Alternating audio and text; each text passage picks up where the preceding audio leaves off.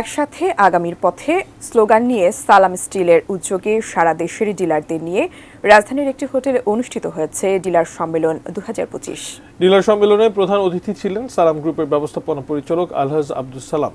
সালাম স্টিলের চেয়ারম্যান রেজাউল করিমের সভাপতিত্বে অনুষ্ঠানে পরিচালক মোহাম্মদ নুরুল ইসলাম, সৈয়দ মাহবুব ইসলাম ও সৈয়দ আরাফাত সালাম সহ কোম্পানির ঊর্ধ্বতন কর্মকর্তারা উপস্থিত ছিলেন। সম্মেলনে 2024 সালের বিক্রিতে অবদান রাখায় ডিলারদেরকে পুরস্কৃত করা হয়। সারা দেশ থেকে আগত ডিলাররা ভবিষ্যৎ কর্মপরিকল্পনা নিয়ে সম্মেলনে তাদের মতামত তুলে ধরেন। মনোজ্ঞ সাংস্কৃতিক অনুষ্ঠানের মধ্য দিয়ে সালাম স্টিলের ডিলার সম্মেলন 2025 শেষ হয়। কন্ট্রাক্টর মিক্স প্রোগ্রাম মানে বাড়িওয়ালা ইঞ্জিনিয়ারদের